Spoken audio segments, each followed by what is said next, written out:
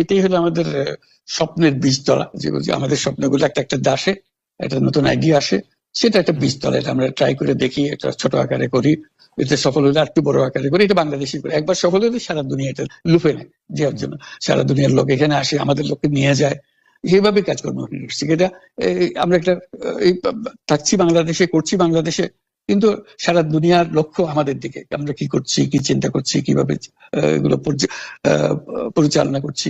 এবং তার মধ্যে ব্যাখ্যা হিসেবে যেটা আমরা বারবার বলছি, একটা নতুন পৃথিবী গড়তে চাই। সেই পৃথিবী হবে 3-0 পৃথিবী। পৃথিবী কি হবে?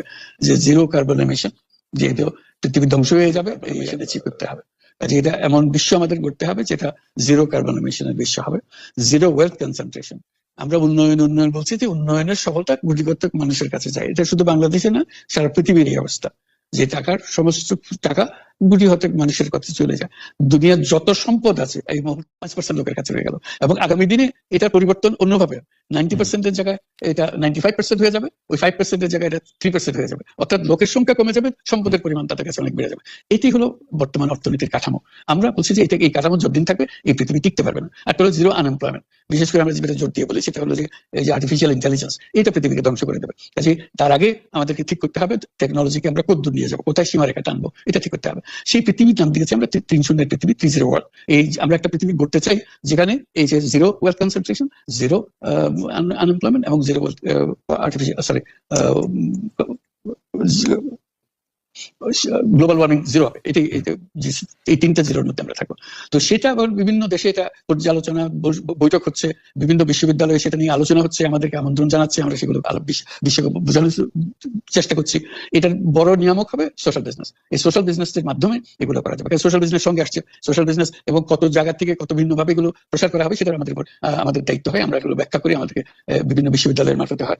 107টা বিশ্ববিদ্যালয়ের এখন সোশ্যাল বিজনেস সেন্টার আছে, এটার নাম ইউনেস সোশ্যাল বিজনেস সেন্টার নামে পরিচিত হয়। নিত্য নতুন বিশ্ববিদ্যালয়ের সঙ্গে যুক্ত হচ্ছে। সর্বশেষ যেটা কিছুদিন আগে আমরা পত্রিকায় দিয়েছিলাম, যে finance university of Russia, finance university Moscow, তারা বলছে যে আমরা এখানে ইউনেস সোশ্যাল বিজনেস সেন্টার করবো, এবং আপনাকে একটা দায়িত্ব দেবো, একটা ইন্টারন্যাশনাল অ্যাডভাইজারি কমিটি আমাদেরকে বানিয়ে দেবেন, এবং আপনি সারাক্ষণ এটা তদারকি করবেন। সেটা এই সপ্তাহের মধ্যে একটা বৈঠক হবে, তাদের সঙ্গে জুম মিটিং হবে, যে তারা অগ্রসর হচ্ছে। অর্থাৎ এটার গতি শুধু সীমাবদ্ধ কোনো বিশেষ ধরনের কাজে না। চায়না এটার একটা অগ্রগামী দেশ, যেটাতে সোশ্যাল বিজনেস নিয়ে তারা বহু পরিমাণ মনোযোগ দিচ্ছে। কাজে এইটা দুনিয়ার ডানে বাঁয়ে উত্তর দক্ষিণে সবার কাছে আছে।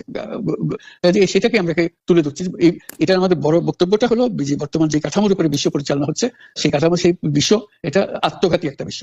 এটা নিজেকে বিলুপ্ত করা ছাড়া এটা কোনো গতি নেই, যে গতিতে আমরা এগোচ্ছি। কাজে এই বিলুপ্ত হওয়ার আগে যদি আমরা নতুন কাঠামো করতে পারি, নতুন সভ্যতা গড়ে তোলা, এই নতুন সভ্যতা গড়ে তোলার জন্য এই সমস্ত আয়োজন হচ্ছে। সেই কারণে এই পৃথিবীর এত ইন্টারেস্ট দেখছেন, যে আলোচনা দেখছেন, যে তারাও অনুভব করে যে এটার একটা রাস্তা বের করতে হবে। আমরা একটা রাস্তা বের করেছি, এটা তাদের কাছে সম্পূর্ণ মনে হচ্ছে নাকি আরো এডিশন দরকার হবে, কিন্তু তারা এটার মধ্যে জড়িত হতে চায়, তারা করছে। তার সঙ্গে আমরা 3-0 ক্লাব, আমরা বলছি যে এটা শুধু মুখে কথা বললে হবে না, এটা কার্যে পরিণত করতে হবে। 5জন সদস্য নিয়ে ইয়ুথদের মধ্যে প্রচার করার জন্য, যুবকদের মধ্যে প্রচার করার জন্য, 12 বছর বয়স থেকে 35 বছর বয়স পর্যন্ত, এই বয়সের মধ্যে যে 5 জন মিলে একটা ক্লাব করবে, 3-0 ক্লাব।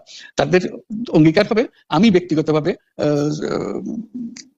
কার্বন এমিশন জিরো করবো, আমি ব্যক্তিগতভাবে ওয়েলথ কনসেন্ট্রেশনকে বন্ধ করবো, আমি ব্যক্তিগতভাবে আনএমপ্লয়মেন্টকে বন্ধ করবো। এটা ব্যক্তিগত, আমি এমন কিছু কাজ করবো না যাতে এগুলো প্রসারিত হওয়ার সুযোগ পায়। কাজে 5 জনে প্রত্যেকে এটা যখন সফল করবে, তাদেরকে বলা হবে 3-0%।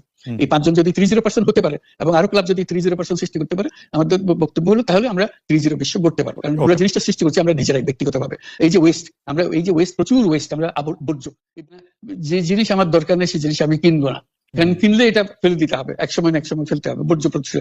বর্জ্যকে পরিত্যাগ করার জন্য আমাকে প্রস্তুতি নিতে হবে। যদি আমার নেহাত দরকারই হয়, তাহলে আমাকে সেটা সীমিত করতে হবে, রিডিউস ইট, তারপরে রিইউজ ইট, আবার নতুন করে ব্যবহার করে থাকে, নতুন ভঙ্গিতে আসো।